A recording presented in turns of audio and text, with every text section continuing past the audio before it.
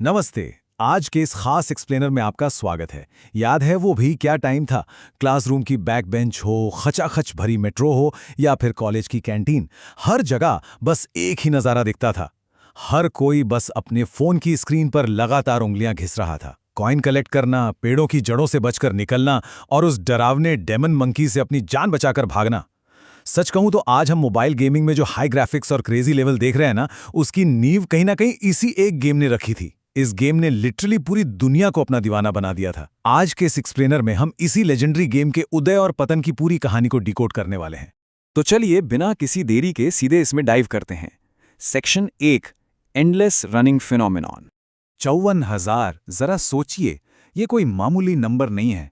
Temple run सिर्फ एक game थोड़ी था, ये एक ग्लोबल एडिक्शन बन चुका था। मतलब हार्डकोर गेमर्स तो छोड़िए, जिन लोगों ने लाइफ में कभी वीडियो गेम टच तक नहीं किया था, वो भी इसके दीवाने हो गए थे। अब इस बात से अंदाजा लगाइए, अगस्त 2012 तक दुनिया भर के प्लेयर्स ने इस गेम में भागते हुए जितना टोटल टाइम बिताया था ना, अगर उस सबको एक साथ जोड़ दिया जाए तो वो 54,000 साल के बराबर होता है। नो वे, राइट? ये सच में माइंड ब्लोइंग है कि मानव इतिहास के इतने बड़े हिस्से के बराबर का टाइम लोगों ने सिर्फ एक मोबाइल स्क्रीन पर भागते हुए बिता दिया। अब आगे बढ़ते हैं सेक्शन 2 की तरफ, इमांगी का ट्रायल एंड एरर। इस ग्लोबल हिट की शुरुआत बड़ी ही सिंपल लेकिन रिस्की तरीके से हुई थी। कहानी स्टार्ट होती है 2008 में।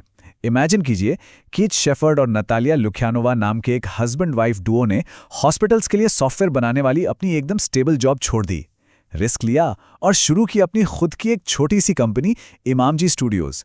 स्टार्टिंग में काफ़ी उतार चढ़ाव आए।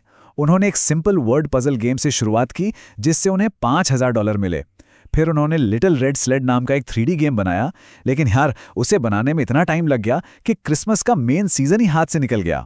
खैर, इसके बाद आया हार्बर मास्टर, जिसने $1 लाख से ज़्यादा की कमाई कर ली। इस सक्सेस से मोटिवेट होकर उन्होंने मैक्स एडवेंचर नाम का एक बहुत ही महंगा गेम डेवलप किया। लेकिन प्रॉब्लम क्या हुई? उसका गेम प्ले इतना कॉम्प्लेक्स था कि लोग फ्रस्ट्रेट होकर उसे बीच में ही खेलना छोड़ देते थे। यहीं से आता है हमारा सेक्शन 3, एक परफेक्ट एस्केप का निर्माण। अब मजे की बात देखिए, मैक्स एडवेंचर की वही फेलियर उनके सबसे बड़े गेम की नींव बन गई। फाउंडर्स ने एक चीज नोटिस की, उस कॉम्प्लेक्स गेम में प्लेयर्स को असल में बस एक ही चीज में सबसे ज्यादा मजा आ रहा था, और वो था कॉइन्स कलेक्ट करना। बस इसी सिंपल आइडिया को पकड़कर उन्होंने एक बेसिक एंडलेस रनर प्रोटोटाइप बना डाला। लेकिन कहानी में असली ट्विस्ट तो अब आता है। सवाल यह था कि इस कैरेक्टर के पीछे आखिर भाग कौन रहा है। इस बात पर टीम के अंदर एक जबरदस्त डिबेट छिड़ गई। इमांगी स्टूडियोज की पॉलिसी थी कि वो गेम में कोई वायलेंस या हिंसा नहीं दिखाएंगे। तो स्टार्टिंग में आइडिया था कि एक बड़ा सा पत्थर कैरेक्टर के पीछे लुढ़कता रहे, एकदम सेफ ऑप्शन। लेकिन उनके आर्टिस्ट किरिल चांगो ने एक डरावने डेविल मंकी का आइडिया सामने रखा। नतालिया और कीथ को लगा कि ये खूंखार बंदर प्लेयर्स को डराकर भगा देगा, लेकिन किरिल अड़े रहे। उनका कहना था कि यार यही डर तो गेम में असली थ्रिल और टेंशन पैदा करेगा। और फाइनली उन्होंने इसी डरावने ऑप्शन को ही चुना। चलिए अब बात करते हैं सेक्शन 4 की, वायरल ग्रोथ और ग्लोबल डोमिनेंस। तो 4 अगस्त 2011 को काफी लंबी बहस के बाद फाइनली उसी डरावने डेविल मंकी के साथ टेम्पल रन लॉन्च कर दिया गया। कीमत रखी गई 99 सेंट्स। शुरुआती रिस्पांस एकदम फाड़ू रहा, लेकिन कुछ ही हफ्तों के बाद डाउनलोड्स में जो भयंकर गिरावट आई ना, वो सच में डराने वाली थी। गेमिंग इंडस्ट्री में इस खतरनाक फेज को डेथ स्पाइरल कहा जाता है। ये बेसिकली एक ऐसा खौफनाक लूप है जहां गेम की पॉपुलैरिटी लगातार नीचे गिरती जाती है और वहां से बाउंस बैक करना ऑलमोस्ट इम्पॉसिबल हो जाता है। कीथ और नतालिया का गेम भी इसी क्रूड डेथ स्पाइरल में बुरी तरह फंस चुका था। अपने गेम को मरने से बचाने के लिए उन्हें अब किसी चमत्कार की, या कहूं तो एक बहुत बड़े गेम चेंजिंग डिसीजन की सख्त जरूरत थी।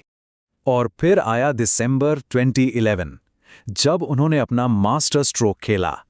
सीरियसली, इन 3 स्टेप्स ने मोबाइल गेमिंग का पूरा इतिहास ही पलट कर रख दिया। उन्होंने सबसे पहले 99 सेंट का वो प्राइस टैग पूरी तरह से हटा दिया, गेम को एकदम फ्री टू प्ले कर दिया, और हाँ, कंपनी का खर्चा निकालने के लिए गेम के अंदर एड्स लगा दिए। इस फ्रीमियम मॉडल में शिफ्ट होना एक ऐसा मैजिक साबित हुआ कि डाउनलोड्स की लिटरली बाढ़ आ गई। देखते ही देखते temple run number 1 free iOS app के मुकाम पर जाकर बैठ गया। और ये बेहतरीन तरीके से दर्शाता है कि कैसे इस गेम ने पूरी दुनिया पर अपना ऐसा कब्जा जमाया जिसकी किसी ने सपने में भी कल्पना नहीं की थी। जब इसका एंड्रॉयड वर्जन मार्केट में आया तो भाई सिर्फ 3 दिन में 1 मिलियन डाउनलोड्स पार हो गए। हॉलीवुड भी इससे बच नहीं पाया। डिज्नी के साथ ब्रेव और ओज जैसी फिल्मों के जबरदस्त कोलैबोरेशंस हुए। फिर जब टेम्पल रन 2 आया तो उसने महज 2 हफ्ते में 50 मिलियन डाउनलोड्स का रिकॉर्ड ही चकनाचूर कर दिया। लेकिन सबसे क्रेजी फैक्ट तो ये है कि आपको पता है कि दुनिया के सबसे तेज धावक उसेन बोल्ट अपनी रियल ओलंपिक रेस से पहले दिमाग को शांत करने के लिए टेम्पल रन खेलते थे। जी हाँ, जब इमांगी को ये बात पता चली तो उन्होंने असल जिंदगी के उसेन बोल्ट को सीधा गेम के अंदर ही एक कैरेक्टर बना डाला। लेकिन खैर आगे बढ़ते हैं सेक्शन 5 पर, सबवे सर्फर्स का खतरा। कहते हैं ना, हर पीक के बाद एक ढलान जरूर आती है। टेम्पल रन भी धीरे धीरे अपनी ही सक्सेस के जाल में फंसने लगा था। वही पुराना लूप, दौड़ो मुड़ो कूदो मरो और फिर से दौड़ो।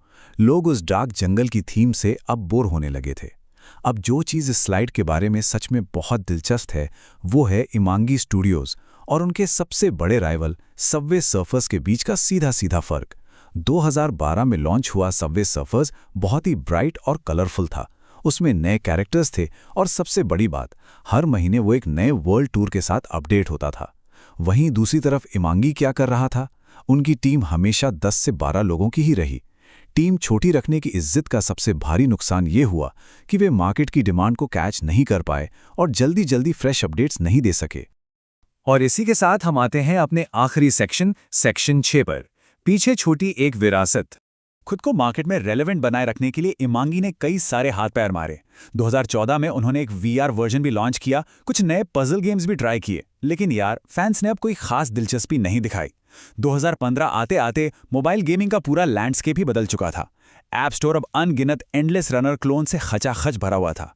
मिनियन रश और सोनिक डैश जैसे गेम्स ने बड़े ब्रांड्स की बैकिंग के साथ टेम्पल रन की उस पुरानी यूनिकनेस को पूरी तरह खत्म कर दिया था।